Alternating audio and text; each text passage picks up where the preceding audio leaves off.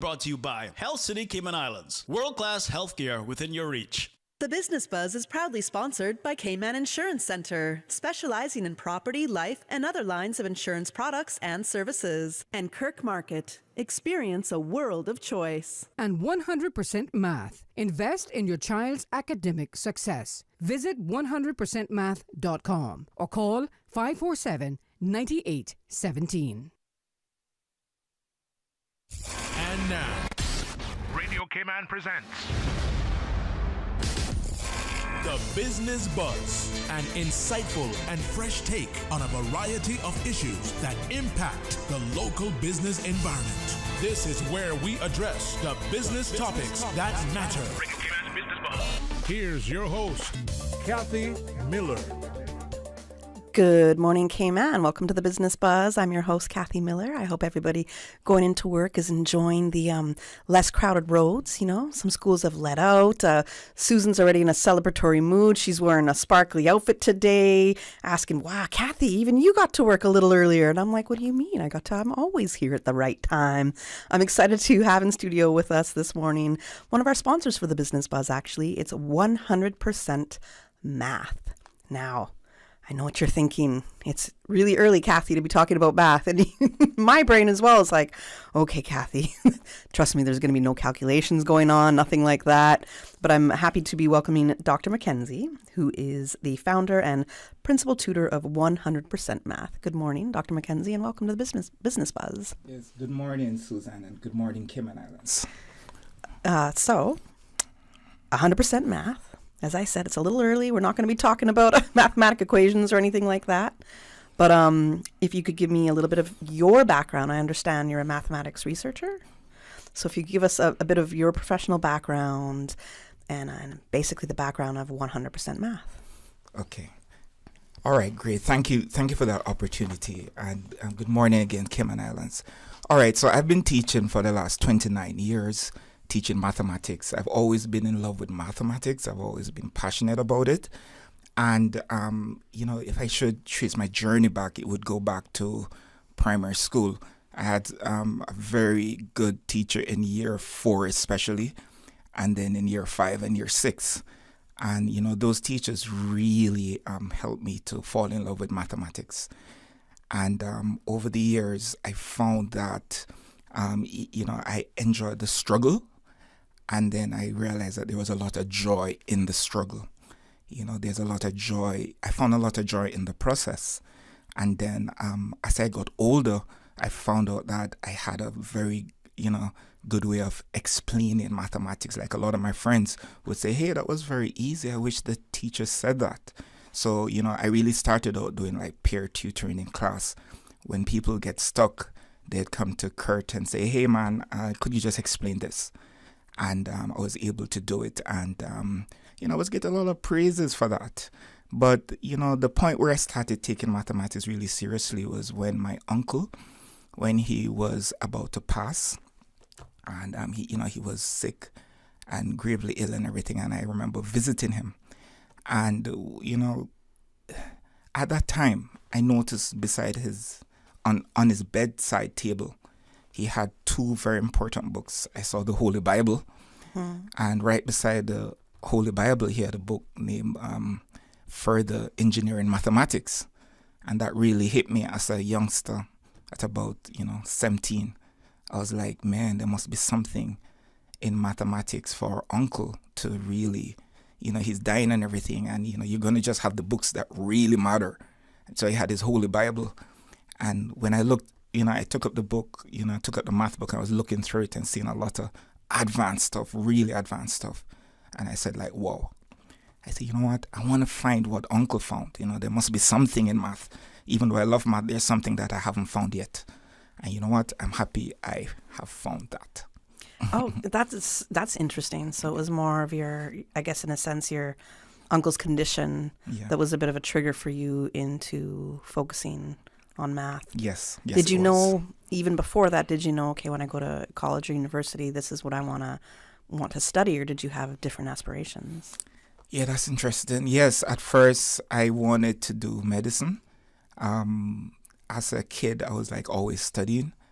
And my grandparents used to, always give me books on anatomy, believe it or not, and zoology, like plants and stuff like that.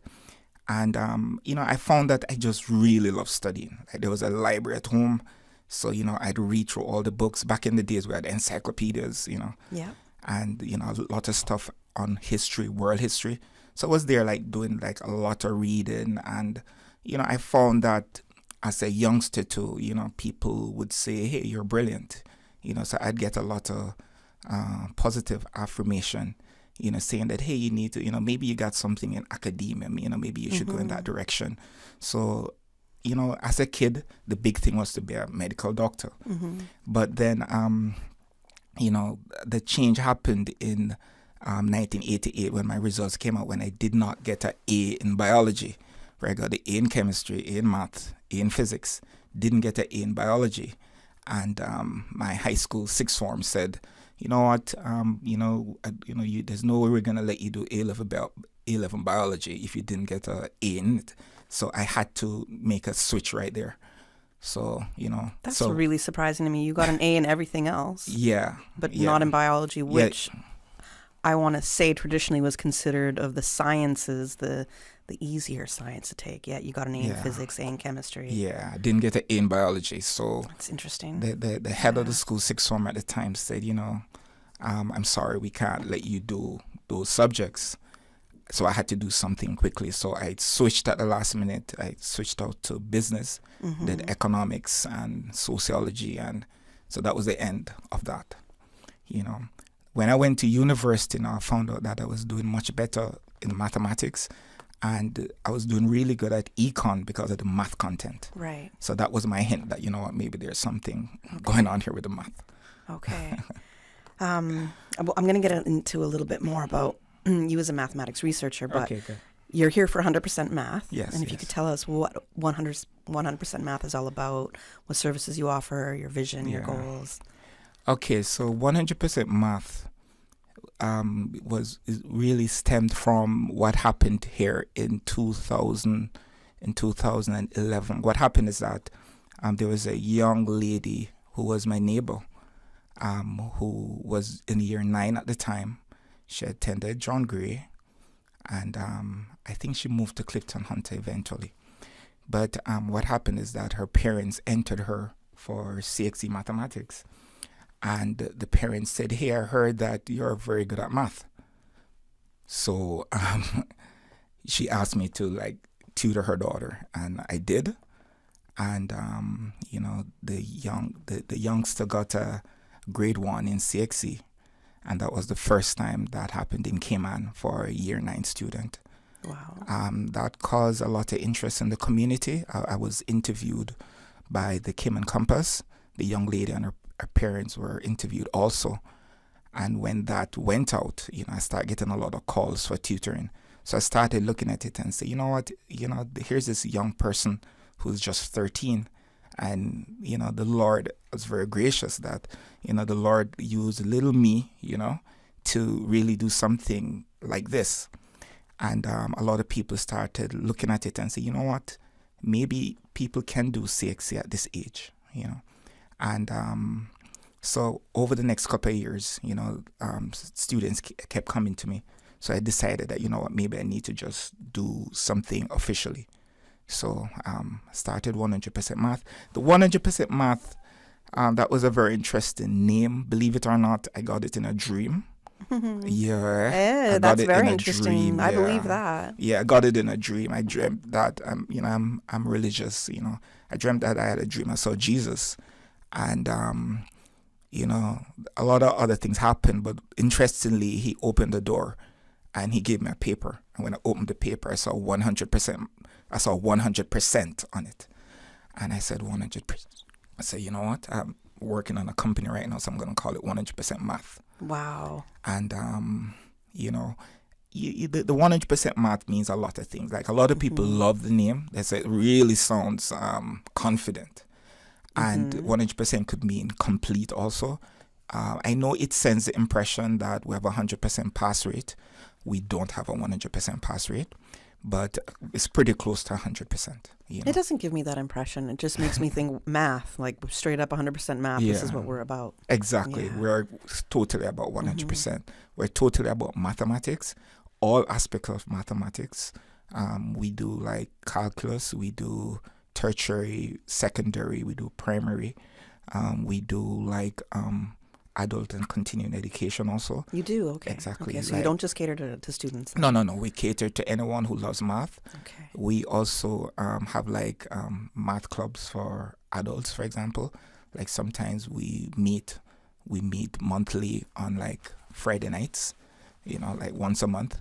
And, we don't do that a lot right now, but we used to do it when we just come together and just do some math questions just for fun.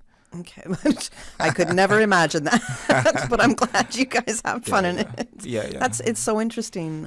That's so interesting to me. I want to go back now to you as a researcher as well. So I think as a mathematic researcher, I don't know what that entirely entails. When we think of scientific research, we understand. Can you tell us, I guess, what the similarities would be and perhaps the difference, which is not an intended pun right there, but... All right. So, in scientific research, there's a lot about like observation, empirical evidence, and using the scientific method and so on. In mathematics research, what happens is that you basically need to know what's there already. You need to master what's existing, and then you need to try and find something new.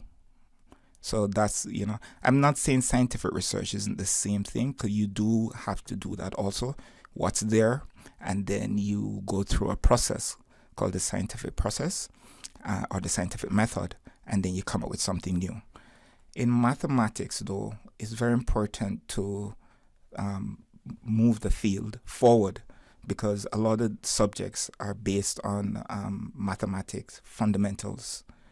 And especially in terms of artificial intelligence and a lot of the new things that are coming up right now, there needs to be growth in mathematics research in certain areas. As we become more agile, as we move deeper into the 21st century. All right. So what does part of your research involve as a mathematics researcher? So what I do is hybrid stochastic optimization models. That flew right over my head, Dr. McKenzie. Yeah. Definitely break that down, please, and as simply as you can for somebody like me. All right. So what happened is that some things in life are what we call crisp, like precise. But to tell the truth, there's a lot of uncertainty, And let's look at things like, you put in your clothes in a washing machine, you make a guess saying that this is dirty, somewhat dirty, very dirty. And then based on that, the washing machine makes a logical decision to say, I'm going to do this and this, So all of that is actually AI, believe it or not. We make subjective judgments too. Like, for example, let's say pretty. Like you'll say somebody's pretty. But pretty, you have degrees of, I'm going to say prettiness. And, so what happened is that with the increase of subjectivity, and especially like after COVID, for example, you may remember that teachers had to make subjective judgments because students couldn't sit exams. Right. So we had to, look at the grades, look at how the students operated in class, and then we had to make a judgment. So a lot of things in life is all about judgments. And so what I'm researching is basically how to use stochastic methods. Stochastic basically means like probability distributions. Okay. Looking at things that are like things that happened in the past, like historical data, and basically saying that, okay, this is what happened when there's a high interest rate policy. This is what happens in this situation. So how is it going to happen if we make some adjustments in this or make some adjustments? How will the big picture change? Also, there's a lot of subjectivity. There's some things in life that, we can't link to our probability distribution. Let me make it very simple. For example, there's this thing called a normal distribution. A lot of things in life follows a normal distribution. A good example is like height. You know, Okay. like, you know, you have some people who are very tall and they play in the NBA. You have some people at the other end of the spectrum who are not very tall. But then you have an average. So you have a bell curve, for example. So some things follow a probability distribution. And one of the things that we do, that I do in my research, is to mix the probability with what we call parametric uncertainty, like with subjective data.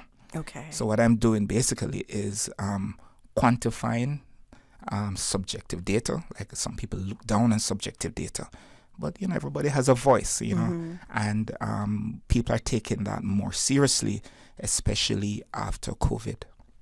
Okay, interesting. Yeah. Now, you had mentioned something when you were explaining what was that word? The schematic? Stochastic. Okay. Yeah. But you said something about interest rates. So do you take some of this information and apply it to financial markets? Yes. Yeah, actually we do that because, for example, when it comes on to risk, like if there's a change in like market conditions, and let's say you have a portfolio, right? There are certain adjustments that you can make, right? And let me just give you a quick example here. So with the hybrid methodology that I'm working on, basically, you know, we generate a set of possible future scenarios, for example, using stochastic methods, and just look at different states and to see, you know, how to move forward. Because it all comes down to optimization, where we want to maximize returns and we want to minimize our risk. All right. So that's what it really comes down to. So by doing a hybrid model, we're able to come up with a robust framework for making portfolio decisions. That's for those people who manage assets and, you know, like hedge fund managers and stuff like that. So they'd be looking at you to hire you and say, hey, we've got to go to a commercial break. Susan keeps signaling me, I know, but I just want to ask that, would these kind of asset managers, fund managers, would they be looking at you and saying, hey, could you have a look at this? Yes, Wow. definitely, because there's more subjectivity. And people are very subjective in their decisions. That when it comes down to even stocks, you know, we have our opinions, and these things need to be factored in. That sounds like a pretty good career with a pretty good salary in it. If you think about that, yes. We've got to go to a commercial break right now, but when we come back, we're going to hear more about 100% Math and what you have going on at your business there. All right. The Cayman Islands boasts of a long, colorful, and rich history. In tribute to our roots, Radio Cayman, the voice of the Cayman Islands, is pleased to bring you the Historical Vignette Series, brought to you by Rotary Central. For more than 110 years, Rotary members have used their passion, energy, and intelligence to take action on sustainable projects. The Cayman Islands, He hath founded it upon the seas.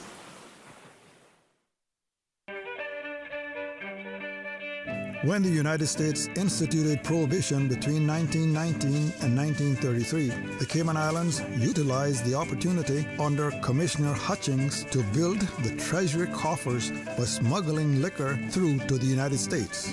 In 1923, Hutchings persuaded the Assembly to pass Law Number 2 of 1923, which allowed free entry of all wines, spirits, and spirituous liquors, a mechanism which was used to turn the Cayman Islands into a storage site for liquor to be imported, stored, and subsequently exported for a fee as a means of revenue.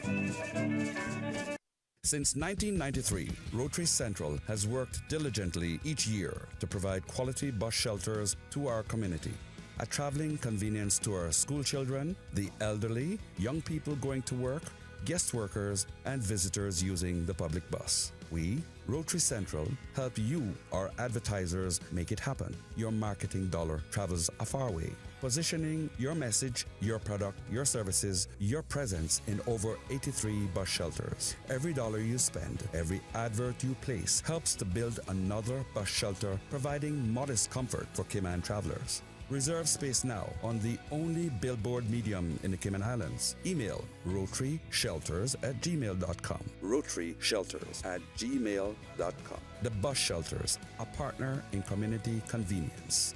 Another inspiration program by Rotary Central Cayman Islands. Radio Cayman's historical vignettes was brought to you by Rotary Central. For more than 110 years, Rotary members have used their passion, energy, and intelligence to take action on sustainable projects. When it comes to weekly meal prep, I trust Kirk Market to provide the best value for quality proteins. The butchers at Kirk Market are super helpful. They always slice my steaks perfectly. Kirk Market has everything I need for healthy and flavorful protein-packed meals. From lean cuts of CAB choice beef, tender CAB prime beef, the juiciest pork, and all-natural hormone-free poultry, to their seafood section with everything from fresh local snapper to omega-3 rich salmon. I choose Kirk Market for the highest quality proteins to support my healthy lifestyle. Kirk Market. Eat well, live well, and discover a world of choice.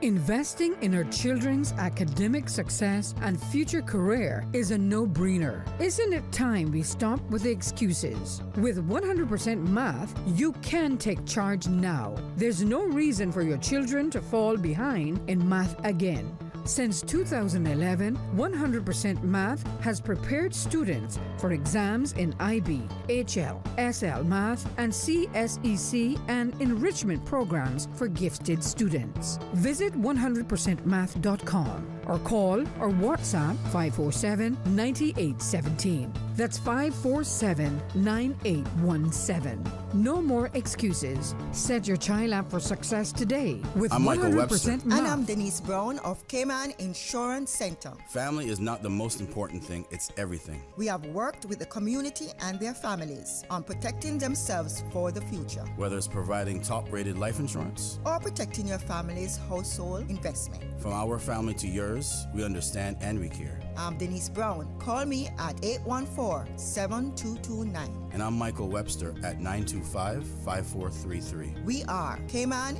Insurance Center. Specializing in property, life, and other lines of insurance products and services at an affordable rate. We are Michael and Denise at Cayman Insurance Center. Call today. The mission of the National Conservation Council and the Department of Environment has worked to protect and conserve the unique plants, animals, and habitats that make the Cayman Islands so special. Learn more at conservation.ky. The Business Buzz with your host, Kathy Miller. Good morning and welcome back to the Business Buzz. I'm your host, Kathy Miller, and I'm in studio right now with Dr. McKenzie from 100% Math. He was just sharing a story during the break that we got to go back to after our segment ends because I want to hear how this goes. But mathematics is interesting, and it's a big, big passion for him, a big love for him. He just told me he has dreams of math, so this isn't just, a career he took up because he thought he was pretty good at it or anything like that. So there's really a lot coming out of this conversation that I wish, we could spend more time discussing with all of our listeners. But we have limited time. We have maybe about 7 minutes left in the segment.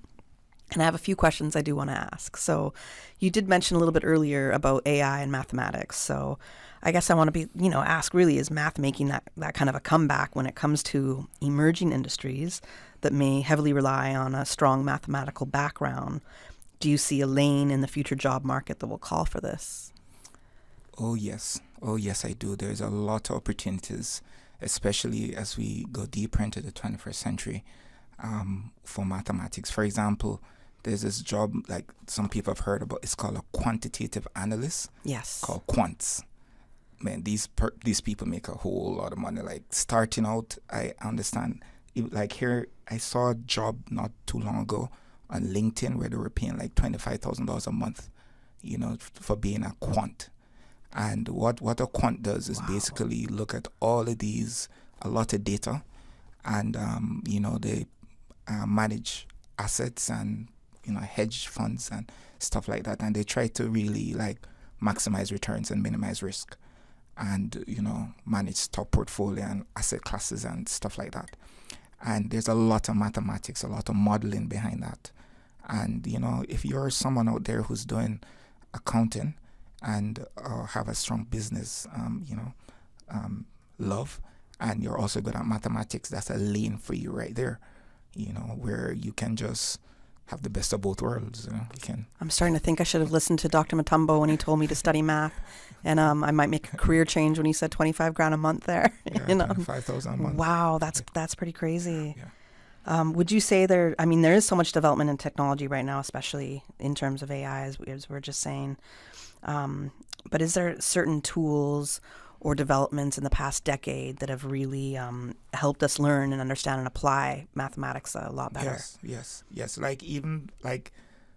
Even with tutoring, there are lots of tools out there. You have a lot of new emerging technology that helps students get better at math. Mm-hmm. For example, you have tools where you can put the student in front of the computer, and it asks questions, and based on how they solve the answers, and they make adjustments, like it gets harder or it gets easier and stuff like that. So it takes the data. It's like the program is basically studying the student and saying, okay, the student took a long time to answer this question. Maybe there's a weakness there. Let me do a follow-up question. Mm-hmm. Let me make it a little harder. It comes down to this thing called mastery learning, where, it's more important that the student masters the concept. It's more important that the student can demonstrate what we call in education procedural fluency. Because, if you conceptually understand something in math, then you must be able to do it, Right. And we call that process fluency, So one of the big things with AI is it helps with context and help the student to adapt, So if you really understand something, for example, you should be able to do it in different contexts because you understand it. Correct. And AI will not let you get away with just having a surface understanding. So, which I think a lot of us just get away with. Exactly. Especially when it comes to testing, and then boom, that we forget right away. You pass the exam and that's it. Yeah. But with AI now, there's more emphasis on deeper learning and deep conceptual understanding. So thank God for AI. It's the way to go, and it's something that parents, need to, parents, school systems, schools, teachers, need to embrace. Do you use a lot of AI when it comes to your tutoring services? Yes, we do that. For example, we do an assessment immediately, like once a new client comes on board. We don't just jump in, we need to, understand what's going on with the student. So we do what we call triangulation. We get a lot of data from different data points. Like, we talk to the teacher, we talk with the parents, we talk with the child. Right. We look at the grades, and then we do our own independent testing. And we use an AI platform, which sends us a nice, beautiful report. We send the parent copy, and then we take it from there. We do a lot of regular testing also to make sure the student really understands. And we do a lot of good old-fashioned conversation, because there's this theorist named Vygotsky, one of the greats, that in 1978 really came up with social learning, saying that, learning is something that's constructed socially. Mm-hmm. So one of the things that we do at 100% Math is we talk a lot with the kids, and we build a relationship, but we use that to really see what they're thinking and make sure that they really understand. And a sharing of ideas. Exactly. That definitely helps people learn. Exactly. Oh, there's so much more I do want to ask you, but we're coming to an end to our show. So before we leave, I understand that you are offering some summer camps. Yes. Can you give us a brief synopsis on this? Okay. And then how people can get in touch with you if they're looking for tutoring services? Yes. Thank you. All right, then. So we have not really done a summer camp since COVID. So, so we want to really restart it this year. The last summer camp we did a whole lot of mathematics. The kids loved it. We had like an Einstein camp. We had we introduced kids to university level math, but we did it in a very gentle way. So we had kids leaving saying, hey, mom, dad, I think I'm pretty good at this. So we teach them how to write proofs, if you're a mathematician, every theorem that's out there has this thing that's called a proof. So we're going to do some proof writing, So kids can really feel accomplished that, you know what, I totally understand Pythagoras' theorem. It's not just a square equal b square plus c square. I know where it comes from, I understand the definitions and everything. I'm still wondering where I've applied that in my everyday life since having learned it in high school. Yeah. When you walk across, like, a diagonal instead of walking, you know, right angle, that's Pythagoras' theorem. Okay, all right. Yeah, so I can give it some like props there. automatically, like mathematics changes you. So you find yourself doing things. So the beauty with mathematics is that we got to end the show, so I got to let us know when the summer camps are and how people can get in touch with 100% Math. So summer camp starts July 2nd, and we're going to go all July, all August, and until school resumes. And we're also going to be helping students who are going back to university, going off to university. Maybe you have a child who's going to be a little scared of calculus. You want them to do some work over the summer, so we're there for you. We got your back on that. And remember now in September, we get back into our IB tutoring. We do a lot of IB stuff, HL math, SL math, A-levels, and all of that. All right, just call us. Just go to 100percentmath.com. Or call us at 327-1872 or 333-MATH, 333-6284. All right. Thank you so much, Dr. McKenzie, 100% Math. Thank you. For the 8 a.m. news and so much more to talk about when it comes to mathematics with you. Thank you for making that a very interesting conversation with us thank you for having me. I totally enjoyed it. No problem at all. God bless you, Cayman Islands. Yes. Studio time now by Foster's is 8:01. Whole grain crackers, nut butter on deck, canned and dried fruit, gotta keep that energy in check. Next on the list, you gotta have water, gallon a day for our son and daughter. What are you up to? Just repeating my emergency checklist for hurricane season so I don't forget. You could just read the Live Well blogs by Foster's and CG Brick K online at livewell.fosters.ky. The latest blog even outlines what you need to stay safe for hurricane season. Live well, huh? Okay, I'll check, but only if you drop the next verse. How about with Foster Supplies, you can handle the swells. Stay safe, stay ready, and always live well. The voice of the Cayman Islands. 89.9 FM in Grand Cayman and 93.9 FM in Cayman Brac and Little Cayman. Silver wings shining in the sunlight. Radio Cayman. The 8 a.m. news is brought to you by ValueMed Pharmacy. Save time and order your prescription refills online at value-medpharmacy.com. VALU-medpharmacy.com. For today's biggest news. Radio Cayman, the voice of the Cayman Islands.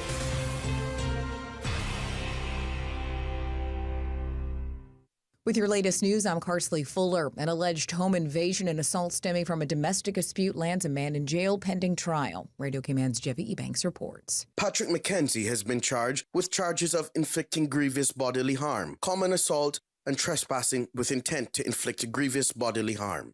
On May 6 this year, the Crown alleges Mr. McKenzie went into the West Bay home of a woman and attacked her, leading to the trespassing with intent charge. The second charge for common assault pertains to an assault on the occupant on the same day and time as the first charge. The third charge, dated May 13, 2024, accuses Mr. McKenzie of trespassing at the same address with the intent to inflict grievous bodily harm. On the fourth count, wounding with intent, he pleaded not guilty but admitted to wounding. Finally, on count 5 of common assault against another individual, Mr. McKenzie has entered a guilty plea. He's set to stand trial for the charges to which he's pleaded not guilty by a jury of his peers on October 28th. He remains remanded in custody pending trial. Jeffy Ebanks, Radio Cayman News. Maurice Chen, charged with conspiracy to commit murder in the case of Devontae Hernandez, is set for a case dismissal hearing. The original hearing date was for June 25th and was vacated last Friday. The dismissal application is now set for July 12th, with the defense's submission due by the 24th. The DPP has until July 12th to provide a response when the dismissal application will be heard at 2 p.m. in Grand Court. Mr. Chen will remain in custody at Northward until that date. Police investigate a single-car smash on Shamrock Road. At about 1:45 a.m. on Saturday, officers patrolling Boddentown came upon a serious collision near Christian Barrie Drive involving a Honda Civic where 4 people were injured. Officers from the fire service and EMS staff attended the scene and helped out. 4 people were carried to the hospital by ambulance to be treated for what appeared to be serious but non-life-threatening injuries. One person has since been discharged while the others remain in hospital. The matter is currently under investigation. On Monday, police kicked off a targeted road safety campaign as part of its efforts to reduce serious injuries and fatalities on Cayman's roads and encourage safe driving behaviors in collaboration with the National Road Safety Strategy. The campaign will continue through July 7th. Now with a check of international news, here's the BBC, which takes us out of the newscast. I'm Karsley Fuller. BBC News with Moira Alderson.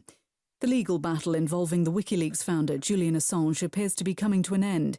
He's reached a plea deal that ends his fight against extradition to the US, which accuses him of leaking classified defense documents. Israel's Supreme Court has ruled that ultra-Orthodox Jewish religious students can no longer be exempt from military service. The court found no legal basis for allowing seminary students to avoid being drafted. Hamas officials in Gaza say an Israeli airstrike has killed 10 members of the extended family of their political chief, Ismail Haniyeh. The attack is reported to have hit a family home. Fighting is taking place in Myanmar between rebel forces and the army near what was once a top beach destination. Militants are trying to take control of the resort town of Napoli. Kenyan police have fired tear gas and water cannon in Nairobi, where further protests against a finance bill are taking place. The demonstrators are trying to reach Parliament. The UN's cultural organisation says Australia needs to take urgent action to save the Great Barrier Reef. UNESCO says Canberra should set more ambitious climate change targets. Britain's governing Conservative Party has withdrawn support from two candidates for next week's election because of a betting scandal. They're accused of using inside information to place bets on the timing of the poll. The British government's defended its record on providing personal protective equipment during the COVID pandemic. Health officials said they did not accept a BBC report that equipment worth almost $1.8 billion had been written off or destroyed. A snake kept at a college in Britain has stunned staff and students by producing 14 babies in an apparent virgin birth. The rainbow boa had not been in contact with any other snakes for at least 9 years. That's the latest. BBC News. The 8 a.m. news is brought to you by ValueMed Pharmacy. Save time and order your prescription refills online at value-medpharmacy.com. VALU-medpharmacy.com. Now, more than ever, supporting your immune system is crucial to helping your body fight off illnesses like the common cold, the flu, and COVID-19. At ValueMed Pharmacy on Walkers Road and in Buttontown, we carry all the essential vitamins and minerals to help support your immune system and improve your overall health. Some of our top immunity support picks are vitamin C, vitamin D, zinc, elderberry, and quercetin are the popular 7-in-1 immunity support. Our pharmacists are always on hand to help guide you and answer any questions. Visit ValueMed Pharmacy on Walkers Road or Buttontown. Live happy, live healthy with ValueMed Pharmacy. Stay in touch with Radio Cayman with the latest up-to-date, accurate news and information. For your convenience, the headline news will be repeated on our sister station, Breeze 105.3 FM, weekdays at 8:30 a.m. Follow Radio Cayman on social media, Facebook, Instagram, Twitter, or download the Radio Cayman app in the App Store or log on to www.radiocayman.gov.ky and stay connected to what's happening in the community. Radio Cayman, your voice, your choice, your radio. The 23rd Annual Talent Exposition of the Arts, Tranquility, is here. Presented by the New Self-Help Foundation, Sunday, June 30th at the Hartwell Theater. Awesome performances by Rico Rolando. Here we go again, there's something in this water. Dream Chasers, Radiance Dance Studio, UCCI Dance Company, Centerpoint Dance Studio, Cayman National Dance Company, and more. Hosted by Anika Connolly and Lloyd Barker. Part of the proceeds from the Talent Exposition will go to support the training program of the arts. Tickets are available from the #1 shoe shop and Winner's Circle Sports. Prepaid tickets $15 or $20 at the gate. The 2024 Talent Exposition of the Arts, Tranquility, Sunday, 30th June at the Hartwell Theater. Gates open at 5. Show starts at 6. Get your tickets today.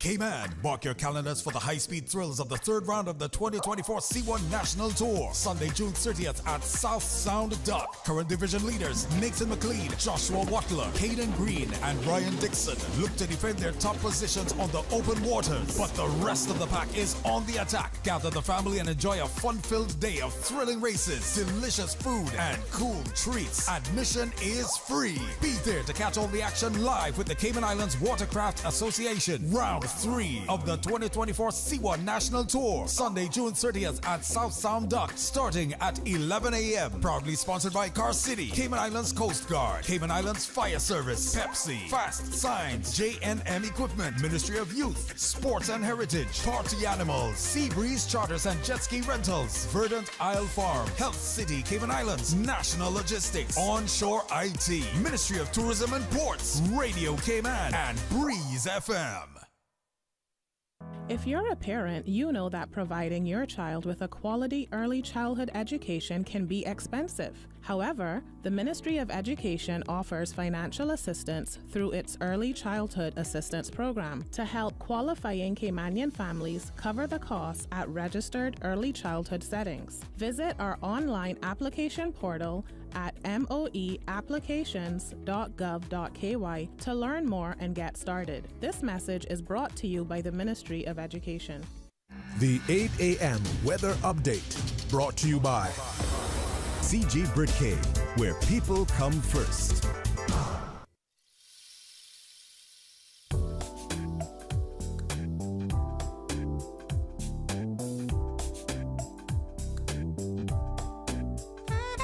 Good morning. Let's take a look at the latest weather report. Current temperature is 85 degrees. Relative humidity is 84%.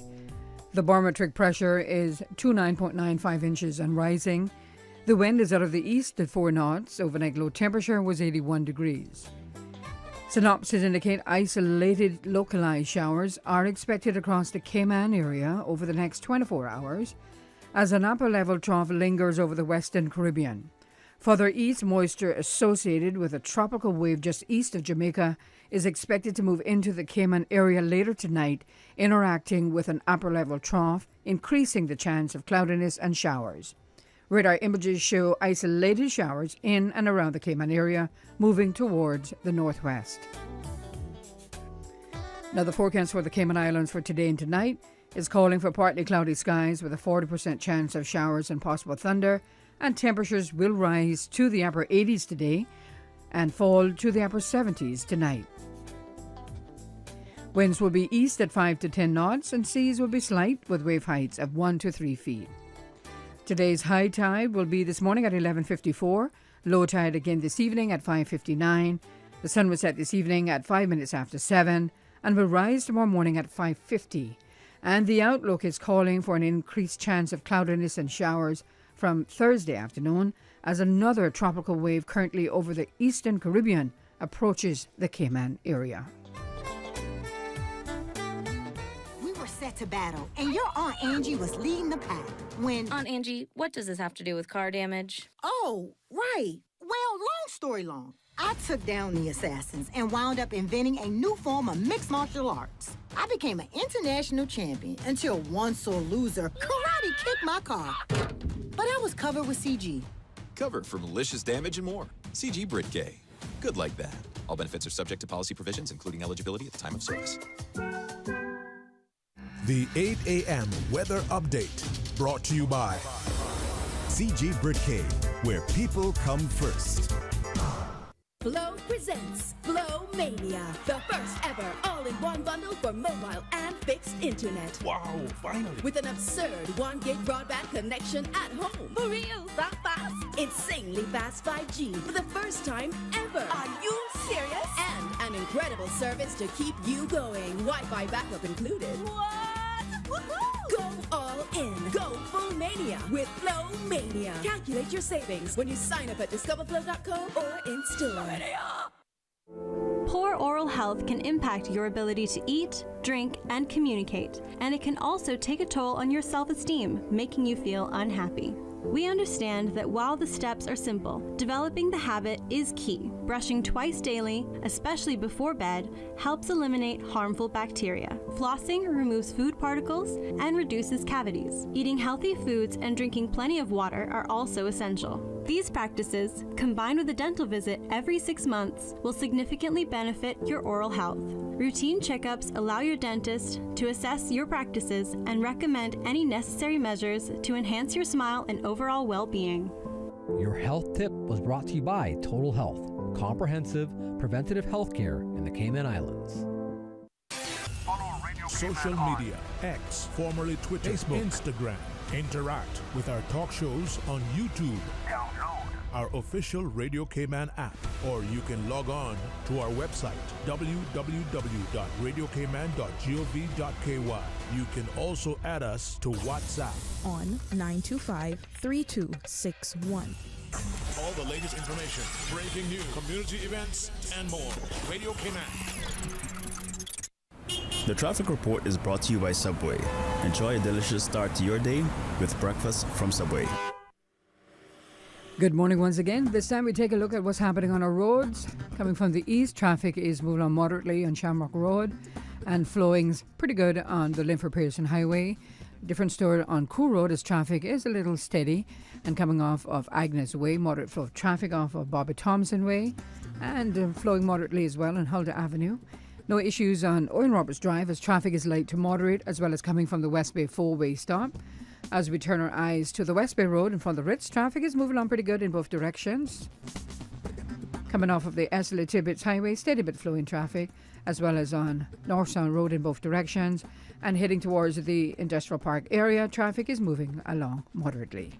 That's the very latest on your traffic. Join us again at about 10 minutes past 12.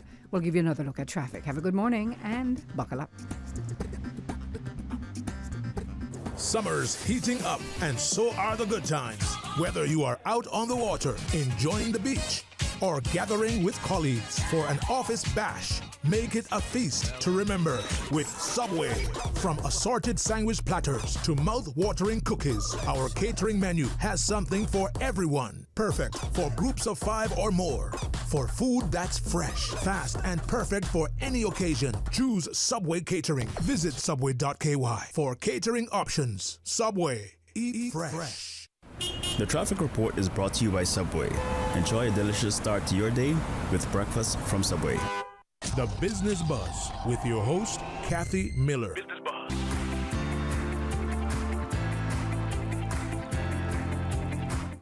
Good morning and welcome back to the Business Buzz. I'm your host, Kathy Miller, and in studio with me on the second segment of the Business Buzz, I'm welcoming Barrie Martin. He is the Shelter Manager for the Cayman Islands Humane Society. Good morning, Barrie. How are you doing today? I'm good, thank you. Thank you very much for having me. No problem at all. Quite excited for this talk. Excellent. I'm happy to have you here. There's so much going on with the Humane Society that I personally want to know about, and I know a lot of our listeners do as well. And we've had some bad rain that has hit us since hurricane season began. Rain, so there was, you guys have been, there's been a lot of pleas that the Humane Society has put out for help in fostering animals lately. So we're gonna get into that information, but I would love for you first to begin by giving us a background on yourself, how you got involved with the Humane Society, your background really when it comes to animals.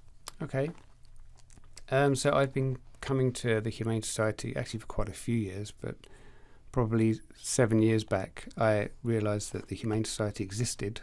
I was actually looking after someone's animal that I think was having cancer treatment, and they said, "Oh, why are you looking after the animal? Why don't you pop down to the Humane Society, see if they need some help?" So myself and my wife popped down to the Humane Society, and I think we pretty much stayed there for all the time for about 3 or 4 weeks every day, aside from looking after the animal, obviously. I just fell in love with the Humane Society. I mean, it's a great charity. I believe in it. So that was when we were here on holiday 7 years ago. Then the next year, when we got married for our honeymoon, we decided to come back to the Cayman Islands, and we spent our honeymoon working for the Humane Society for 5 weeks. And then I think shortly after that, they said, well, would you be interested in working for us full time? So then that would be just over 5 years ago, I joined the Humane Society. I mean, my personal background and experience, in the UK, we were working sort of for estate management. So we're looking after nice houses, estates and animals. Could be pigs, horses, pets, cats, dogs, etc. That was definitely easier than working for the Humane Society. But yeah, so we transitioned here. It's been hard work, but it's good work, really good work. How would you describe for yourself? How would you describe a typical day at the Humane Society? Busy. It has to be more than that. Yeah, I mean it's. So I normally get in around 7:30. Yeah, it's a lot of people coming in. Dog walkers coming from sort of 7 or 8 o'clock. We always encourage that. Wow, okay. It's very, very important. Business hours are from 11, but dog walkers, you can come in probably from 8 o'clock, because at 7 o'clock it is chaotic because we're feeding the animals, medicating the animals, trying to get some of the dogs out, obviously looking after the cats as well. And then through the day, it's maintenance with the dogs and cats. It is a very busy shelter. A lot of people coming in, adoptions, fostering. Not as many adoptions as I'd like, but or fostering, to be honest. So it's busy on reception. Yeah, and then later in the day, same thing. We're walking the dogs again, medicating them, feeding them, and whatever else we need to do. Obviously, we have a clinic there as well, which is very, very, very busy. We have one vet who's always worked to the bone, unfortunately. Mm-hmm. Ideally, if we had two vets. Yeah, if we had two, it would be a lot better, but I think space and other issues, it's not always possible. So one vet, and how many people on staff? I think there's it's between 15 and 20 at the moment. Okay. Yeah. Which is needed, because you have how many animals in your care right now? We've got, I think, about 370, but within the shelter, I think it's about 150. 150, so but 370 in the shelter. 150 in the shelter, 370. So foster animals as well. Okay. So our vet has to look after those animals as well. So any one time, something can happen with one of these animals. So our vet would need to take care of those animals, aside from community animals coming in. So about 200 animals right now are being fostered. Yeah. That's a lot. It is a lot. Yeah. I didn't imagine it was that many. Yeah, I mean, it's... And one vet, because that's insane. Yep. Yep. Wow. She does a fantastic job. She really does. Okay. And but the Humane Society, and this might have been before your time, I understood that they didn't always have a vet in-house. No. So I think, I can't remember if it was when I just arrived. No, actually it was when I just arrived. So we were using island vets. Okay. So they would come to the Humane Society, I think it was maybe 3 times a week. I might be wrong. Maybe from the morning till 1 o'clock. We have a vet tech, so for lesser things we can take care of. Our vet tech can sort of see to. But yeah, so island vets, I think 3 times a week, which meant we couldn't see as many animals. Mm-hmm. But the stress levels were less medically, because they would just come in for a morning and then they wouldn't take that sort of work home with them, so to speak. Our vet, I think she probably does. Yeah. It's hard not to. I could never imagine being a vet. I love animals so much. I could not. It's one of the hardest jobs, emotionally. Yeah, I couldn't do it at all. Oh my gosh, that's a tough job for sure. But I'm glad that at least the Humane Society does have a vet in-house now. Yeah. And are you making plans? Is there anything in the budget that could allow for the Humane Society to have a second vet? Is that the priority? I'm not sure budget-wise, but it's getting people here. It's getting vets on island to do the job is part of the problem as well. Okay. I think there are easier options. There are other clinics that are less stressful. I'm not sure if that's ultimately the reason why we struggle to get vets on island. the vets that we generally get believe in the type of work that we do, shelter work. So it's something they really want to get involved in. But as I say, getting vets is tricky. I think the team have been interviewing a few over the last couple of weeks, trying to see if we can bring some other people in, but yeah, it's difficult. Okay, but it is a priority right now to look into getting a second. We need vets, yeah. Okay. Wow, interesting. So 370 animals in total right now, about 150 right now at the Humane Society. Now, this is a bit topical. So as listeners, as people living in Cayman, for residents and Caymanians, we know that, I can't remember the exact year. I can't even find the information anymore, to be honest. But the Humane Society was gifted land and money when Ardeth Smith had passed, and allegedly a home in which the current shelter could have moved to. I can't remember if that is... Yes, the home definitely wasn't big enough. Okay, and do you remember the location where that was first proposed? Yeah, where the land was left to us? Yeah. Yeah, so it's sort of around the Papagelos area. Okay. So West Bay, top of West Bay. Okay, so that was in West Bay, okay. Yeah. And the home definitely wasn't large enough? No. Okay. Maybe, potentially for cats, definitely not for dogs. Okay. So those are good details to have, and knowing that location. But now I understand that in March of 2023, the Central Planning Authority approved plans for a new shelter, at that time projected for $5.3 million. Do you know when those plans first went into the CPA? No, not specifically. Okay. I know that I think before we got to that point, we did have other areas that we were looking in building shelters. Okay. But what I believe is that there was a location in Camana Bay. I'm not sure if you're aware of that we wanted to potentially put the shelter because it's more accessible to a lot of people. Mm-hmm. But that, I think access roads or something happened that couldn't make that go through. So then we looked at other areas that again would work for, be better for the communities where they could get to the animals.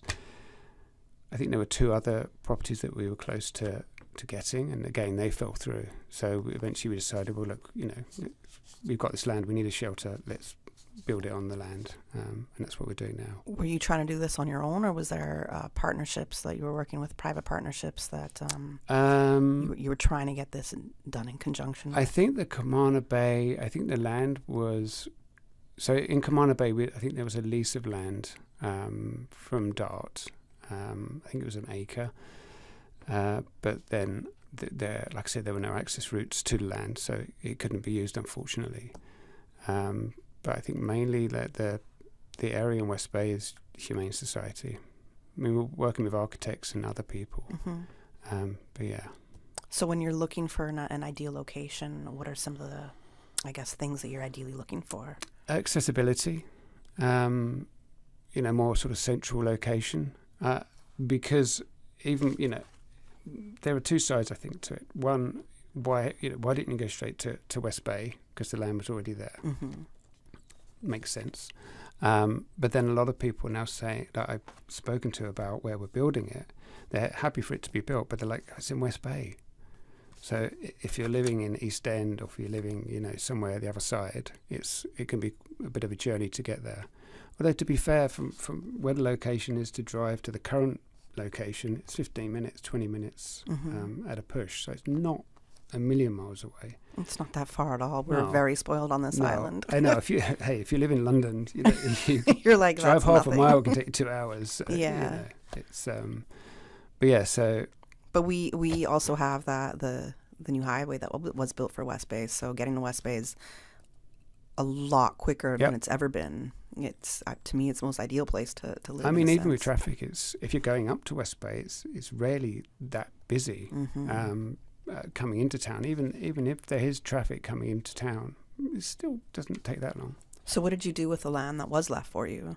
So that is where some of it I think was or is being sold off to facilitate the shelter build. Okay. And then some of it is now been flattened. Okay. For the shelter. And is it I want to say like a low-lying area as well? Because, flooding It's is been, an issue. I think it may be 6 feet above sea level. They've definitely raised it a lot. And I've seen it, and with the rain we've recently had, it's pretty dry.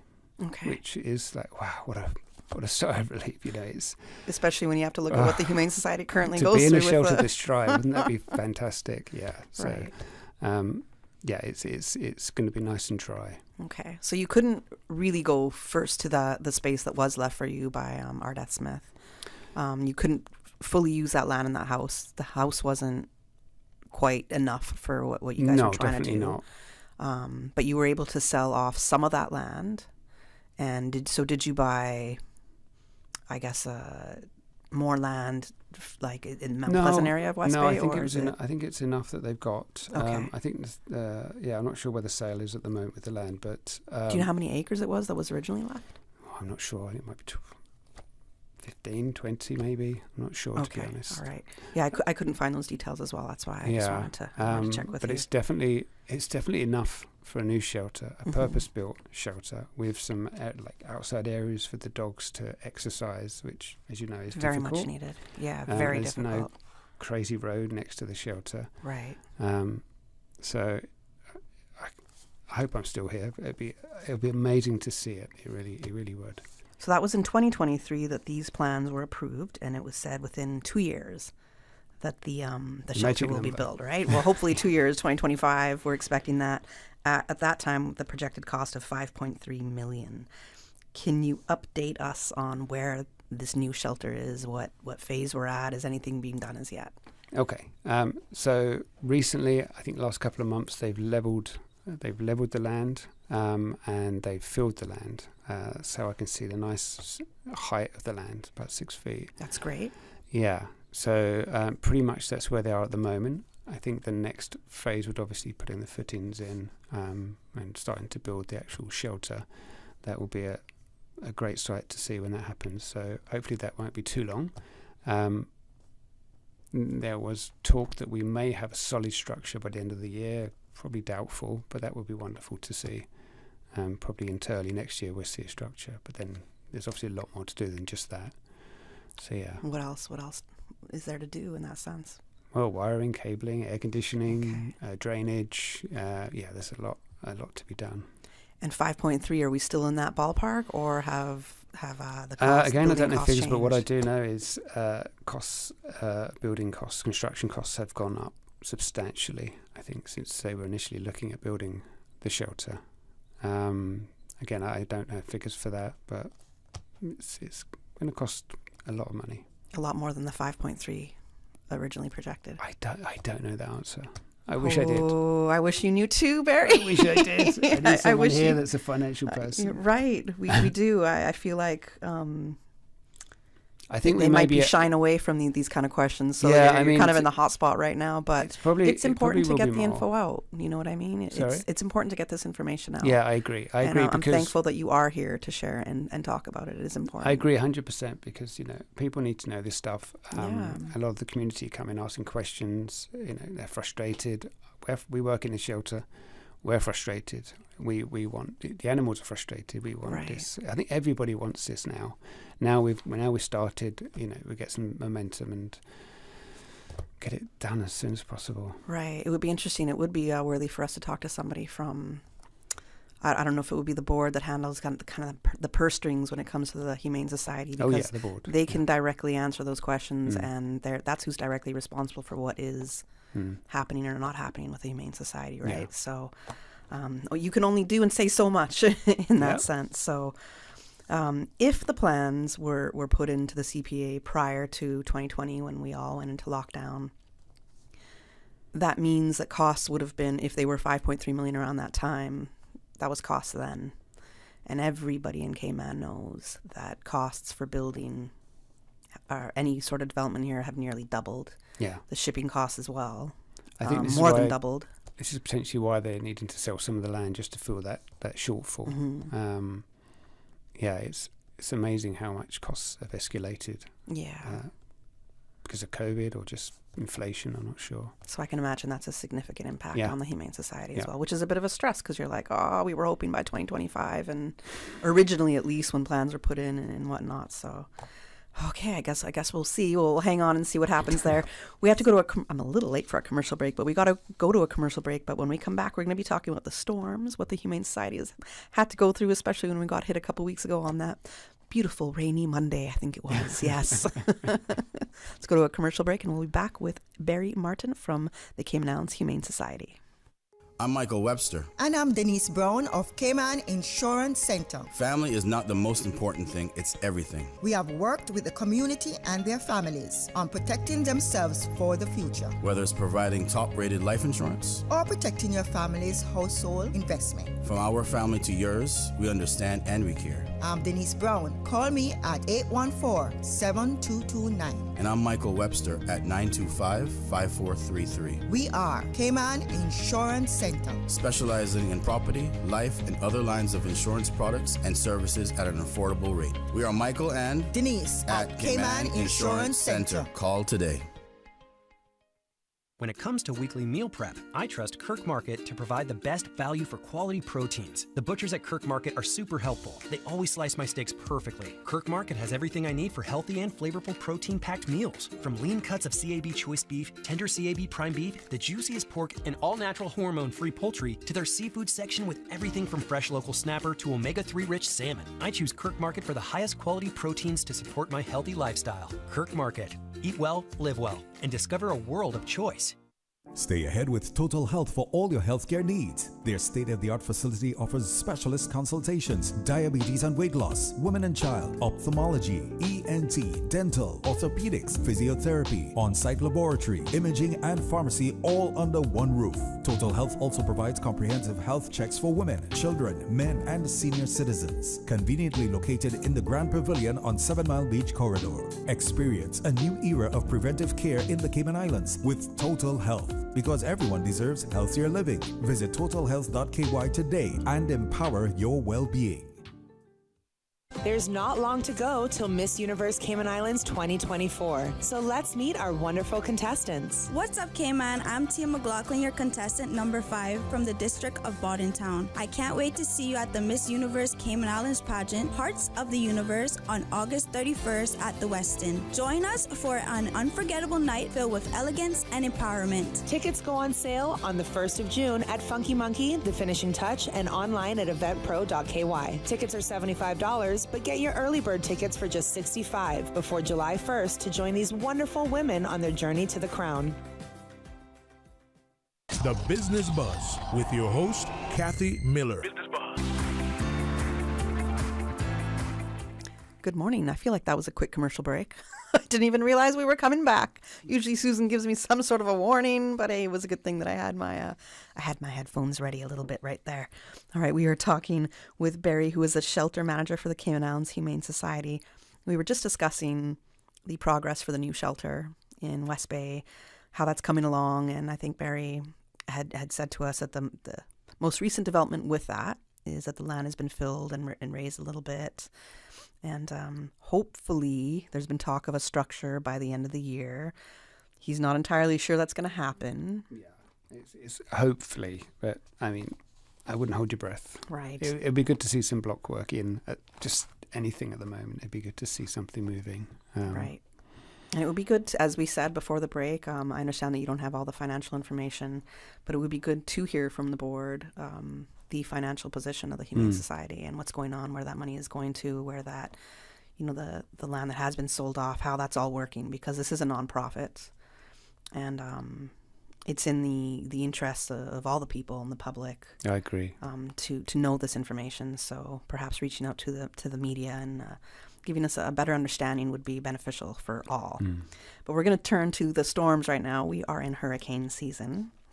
I don't think anybody thought that we'd be hit with a bit of a flood right away, but that was a couple Mondays ago, and I think it was a Monday at least, because I remember getting an email saying, if you work for cabinets, you do not have to come into work today if you're in a very floody area. And I was like, great, because I was pretty sure my car was going to float away that day.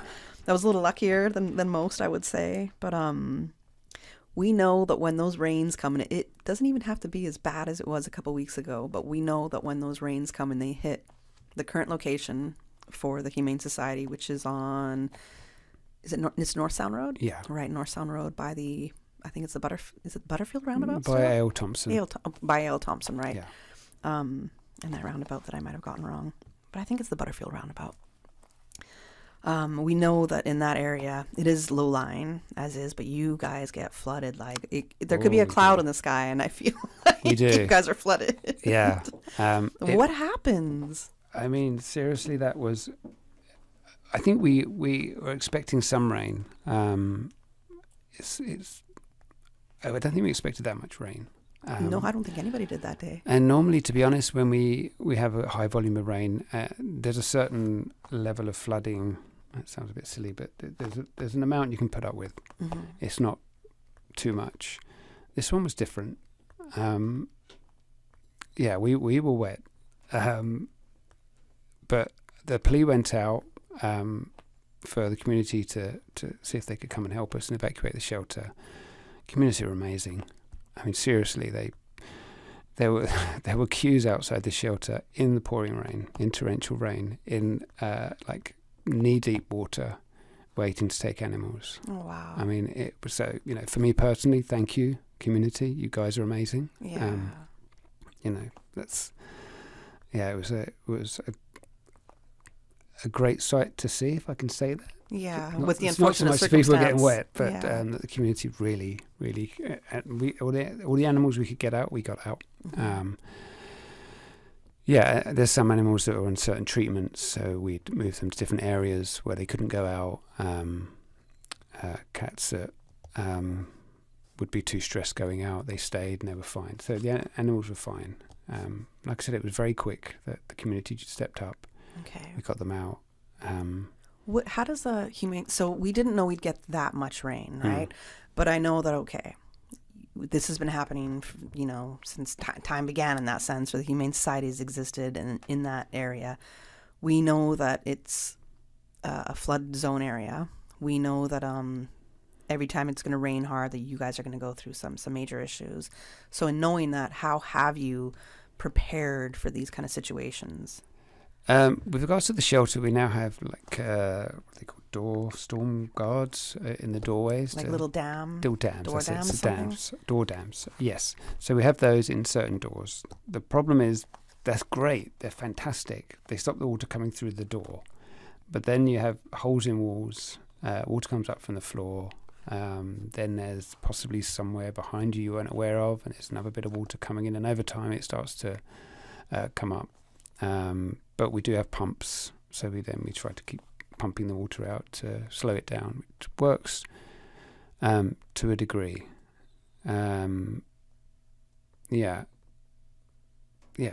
but that's as best as you can do in a sense. We do what we can do. Right. We try not to panic. I think after, I've been there 5 years, so you see a lot of floods. Mm-hmm. So you don't panic as much. This one just seemed a little bit different. It was a bit quicker. And we knew rain was coming. We just didn't know that much rain was coming. I don't think any of us knew that much rain was coming. No. And that's the thing. So I know I've said it before that there's been a lot of criticism online when it comes to the new shelter, for example. But also, especially with these recent rains, I've seen a lot of criticism online that Humane Society just doesn't seem prepared, or last minute they're asking for people to foster when it's hit. And I mean, is that criticism warranted? Possibly, but to be honest, with regards to the floods, like I say, we can ride through a lot of those. Yeah. The dogs are okay; they're fine. They've got areas that are dry. Their kennels are not flooding. They're fine. Okay, we get some water in the building. That's fine. We can deal with that. We put rubber boots on. We're okay. Right. So we try not to keep evacuating. But there sometimes comes a point where we're like, hang on a minute, this is a lot of rain, this is too much, and then you just have to make the call. And now the problem is, because I think we've done this 2 or 3 times already, now the problem is the ground is saturated. So you spill a cup of water and you're flooded. It doesn't take so much now, so now we're extra vigilant. And we are some of the people that took some of the animals in, just if you wouldn't mind just holding on for a week, and they were great. And that worked, because I think it was a week later we may have got some more water in. Right. So so part of the reason why it sometimes is last minute is because we don't always need to evacuate when we flood. Okay. If that makes sense. Mm-hmm. But then, like I say, there's a certain level, the kennels start to flood, everything starts to come up. That's when, like, okay, let's get them out. Or if we've got a little bit, maybe we can say, right, in an hour's time, if this carries on, we'll flood, or a couple of hours time. So now we need to get them out. Right. And even then, we can move them around a little bit. If we have a bit of space. Okay. If we don't have. Now, when a hurricane is coming or a tropical storm, so we know we were a couple days warning there, and we know, okay, it's definitely coming our way. That's a different kind of preparedness. That's a no-brainer. That's right. Okay. And everyone on island pretty much knows the same information. What's your protocol for that one? So that'll be the same. We put a plea out. Okay. We try to get as many animals out into homes as possible. Again, we have areas within the shelter that we can put some animals that we can't send out. We have, like I said, some cats just get so stressed moving, we just have to leave them. But cats are quite resilient. To be honest. The 9 lives. Yes. Yeah, well, there you go. And the same with the dogs. But like I said, the community is amazing. And as you say, hurricanes, you get a little bit of notice. So that really helps us. Okay. It gives us time to sort of spring clean as well when all the animals are out afterwards. Gives you that catch-up time, yes. Yeah. Because for me, I have a dog. Sometimes I, talk about my dog on the shows. But I love animals. So there's often I'm looking and considering, should I go and help foster a dog or a cat? I don't know if the cat will really like my dog during this time. But then I'm not sure what the protocol is needed when it comes to me. Like, do I have to go through, especially when it's a plea and it's something that has to happen immediately? What do I, as somebody volunteering to take in an animal, have to go through? Could I be rejected? You know what I mean? Because I know when you're adopting or looking to foster, there's a certain process involved there. And after our next commercial break, we'll talk about that. But if you need help right away, are those kind of standards forgotten about? Yeah, obviously we take some ID from the people. Mm-hmm. We definitely need their contact details. Yeah. We get, most of the time we get that. Sometimes it's absolutely chaotic. Okay. But depending on where we are, so yes, we just need contact details, maybe some ID. You're helping us. That's it. Okay. Ideally, what happens as well is some people don't realise they need an animal in their life, and then they come to foster in one of these situations, and then they're like, okay, well, you know what, this animal stay with me a bit longer, so then we do the home check, and then hopefully they adopt them.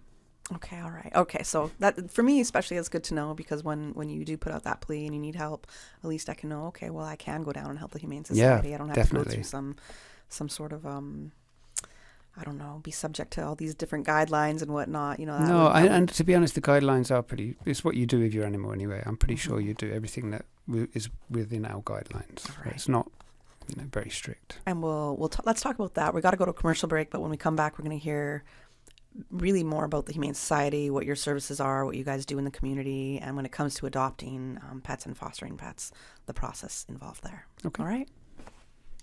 Elevate your child's math skills with 100% Math with premier math tutoring services under the expert guidance of our renowned mathematicians, Professor Emeritus Romain Angeloff and Dr. McKenzie. Programs are designed to secure IB, HL, and SL math, CSEC A-levels, and IGCSE success. Whether your child aims to get ahead or catch up, 100% Math is your partner in achieving their academic goals. Don't let your child's math skills lag.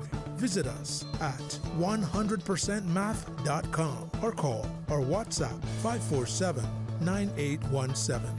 When it comes to weekly meal prep, I trust Kirk Market to provide the best value for quality proteins. The butchers at Kirk Market are super helpful. They always slice my steaks perfectly. Kirk Market has everything I need for healthy and flavorful protein-packed meals. From lean cuts of CAB choice beef, tender CAB prime beef, the juiciest pork, and all-natural hormone-free poultry, to their seafood section with everything from fresh local snapper to omega-3 rich salmon. I choose Kirk Market for the highest quality proteins to support my healthy lifestyle. Kirk Market. Eat well, live well, and discover a world of choice. For the Health of It, heard on Wednesdays at 7 p.m. and repeated on Saturdays at 9:30 a.m. Brought to you by UHealth International, University of Miami Health System. International patients go to UHealth International for consultations with renowned physicians, advanced treatment technologies, leading-edge medical therapies, and state-of-the-art surgical procedures. Whatever your particular reason for going to UHealth International, you will receive customized medical care delivered within a compassionate, multicultural setting. The care you need when you need it. Attention parents and guardians. Registration for Cayman Islands government schools for the 2024 to 2025 academic year closes on June 30th. By law, all children turning 5 by August 31st must be enrolled in an approved government, private, or homeschooling program. Don't miss out. Visit schools.edu.ky/registration to learn more and secure a spot for your child today. This message is brought to you from the Department of Education Services. The Business Buzz with your host, Kathy Miller. All right, welcome back to the Business Buzz. I'm your host, Kathy Miller, and I'm in studio this morning with Barrie, who is the shelter manager for the Cayman Islands Humane Society. If you missed the beginning part of the show, we did talk about the developments with the new shelter that is being built in West Bay. We also were just speaking about when a storm hits the Humane Society, what happens, how they have to deal with it, why it sometimes might seem like it's a last-minute plea.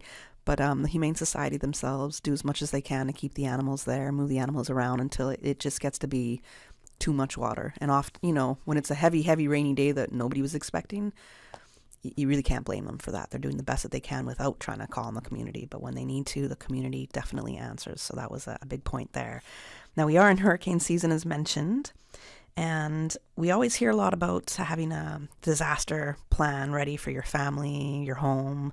But we don't always think about pets. And it's interesting to me because I'm always like, okay, my dog will eat before I eat. So yeah, that's same for us. When it comes to a hurricane preparedness plan for your pets, what do we include there? What should we be thinking about? Well, I cheated a bit on this one because I went to DOA. DOA have some great literature. Okay. There are pamphlets in their offices as well you can take away to look at. But one thing I would probably do is to get a rabies vaccine, because if it's really bad and you need to take your animal off island, at least you're prepared. And to get an appointment for a vaccine can sometimes take a while because they're very busy there. Yeah. So that would be one of the things that I would recommend. And I think they need at least two shots. My dog needs 2. I know that much. No, 1 shot. 1 rabies vaccine. Oh, she needed 2. Maybe that was years ago, but no. So 1 rabies shot, and then you wait a month, and then you can travel. I mean, to be honest, we're rabies free, so it can be state specific in the States. So you can still take your animal to America without a vaccine to some areas. Right. Some areas they're quite strict on it. Right. And Canada as well. I wouldn't chance it, to be honest. It depends. Yeah, exactly. That's my point. What's the point? If you can get it lasts a year, and then if you get a booster after that year, then I think it lasts 3 years. So just be prepared. Oh, it lasts a year, the rabies shot. It lasts a year, yeah. Oh, I thought it was for life. Okay. No, you need to get a booster. How disappointing. Okay. Yeah. Okay, so DOA have some points. I agree with this 100%. Microchip. Yes. Just if anything happens and your animal escapes, and maybe make sure you have some photos of your animal. Yeah, that's all our phones are full of. Yeah, I'm the same. I think I have 1 picture of my wife and 1,000 of dogs and everything else. Microchips are great. They do say that maybe a collar with a DOA tag. Every animal should be licensed on island with DOA. But sometimes those collars may fall off. So a microchip is there. that identifies your animal. I definitely have that. Get your animal microchip, register with PetLink in your name, then there's no arguments. That's your animal. Right. What else? Stock up on pet food. We talked about pet food. Make sure animals have enough pet food for them. A carrier. A lot of people with cats don't have carriers because they don't expect that you need to put a cat in a carrier. Definitely handy to Cats don't expect to go in a carrier either. Yeah. Wow. Well, no, we have cats come in boxes and you name it, in their arms, whatever. But yeah, definitely it's better to have a carrier and not need it than not have one. Find out I don't know what the places on Ireland like Pet Paradise or Canine Resort, whether they would take animals, maybe research, see if they would help. I don't know if that's possible. Okay. Friends, family, in case you need to leave Ireland for some reason, but you've got people that are maybe able to take the animals. Yeah, so do a little bit of research. Find out where you can put your animal if you need to. Check, obviously, what we talked about, check the requirements of the country you're going to, whether you need specific documentation, make sure that's all prepared as well. Yeah, I think that's pretty much... And medication, I want to say. Medication, yes, that's one of mine. And pet first aid, just in case. Oh, okay. Pretty much similar to human first aid, but there are some other things that are useful to have. Yeah, that's it. That's most of it. Good to know. Thank you for that checklist there. So how to prepare your animals for to just be ready for hurricane, and God forbid it hits. But yeah, but like you say, better to be prepared. Yeah. Get caught We're absolutely 100%. So I guess I have to go through and get my dog that rabies shot again. So, we'll do it. We will do it. So we only have a few minutes left, maybe 5 minutes left, and I want to talk about a little bit now about the services that the Humane Society does offer. So we know that mainly you are a shelter for dogs and cats. I don't know if it's any other animals, but your primary, I want to say, mandate is really to help preserve the life of animals and get them homes, get them adopted. Exactly. So tell us a little bit about that. What do people have to go through with the adoption process? Adoption process is pretty easy. So you can fill out a form online, or you can come into the shelter, fill out an adoption form or foster form. A lot of it is common sense. For cats, we don't let cats outside. They're indoor cats. For sure. I drive past too many cats on the road that didn't make it. A lot of stray dogs that don't like cats. Just for safety, we'd rather the cats stay indoors. It's common sense. So it'll be a home check after you filled out the form. It doesn't take long. Why is a home check needed? I think that was the thing that deterred these me. questions. It's basically to ask these questions to make sure that your home is suitable for these animals. Okay. And again, they're all common sense questions. And then once that's completed, come in, adopt an animal. Okay. Yeah. Like a screened-in porch that's secure outside can be okay for some cats. So, okay. Yeah. When people are looking to foster, is there a minimum time that they're required to foster an animal? What would be the reason? If yes, what will be the reasons? It depends on which animal it is. Cats, a minimum of 2 weeks really, because if it's too short, they get quite stressed. So give them some time to decompress. The same with adopting animals as well. You should always allow or fostering any animal to decompress, because they're going to come to a new environment. They'll be a bit stressed. Then they'll start to get used to the environment and the way you live. And then maybe after 3 months is when you'll really see the animal completely be the animal relax again. Because they're coming from a shelter that's quite stressful. Yeah, definitely. It's a big change for them. Adoption process, very simple, very straightforward. Okay, now you do have we are a non-profit, the Cayman Islands Humane Society, right? That's understandable. But when it comes to fundraising, because I know that there's a lot of different activities that the Humane Society puts on, do you have main fundraisers that you really hope the community will support? And besides the new shelter, what are these funds going towards? Running costs. It's expensive. I think we see more injured animals or neglected animals this year than I've seen since I've been here. I don't know why. Right. I don't know if it's more news stories on them, but when it comes to animal cruelty, I feel like there's been an influx of stories on that. I mean, it definitely, last 6 months, it's a crazy amount that we've had coming in, and it's heartbreaking as well. It really is. You do become a bit hardened to some of it, but sometimes it's painful to see. So yeah, we've had a lot of that recently. So funds will go towards helping these animals, and like I said, the shelter, it costs a lot of money to keep the shelter going, and to look after these animals, and then to process these animals to make them ready for adoption. And the costs outweigh the adoption fee. So the adoption fee is to get some funds back, but it doesn't cover completely what we do for the animals. The vaccinations, flea treatment, sometimes heartworm treatment, vaccines, microchips, spay and neuter, of course, very important, spay and neuter, to try and stop. We're trying to prevent this happening, reduce the amount of unwanted animals, stray animals. So it's just to keep the shelter going mainly. Okay. We're about to hit the 9 a.m. news headlines, so I just want to leave you with 1 minute, I guess, if you want to let people know anything, if there's any kind of important events or dates coming up for the Humane Society that you want our community to know about, how to get in touch, if they want to volunteer, any kind of news that you want to share with our listening audience. Yeah, please. We always need volunteers. The dogs always need to stretch their legs to get a walk. We need help around the shelter generally.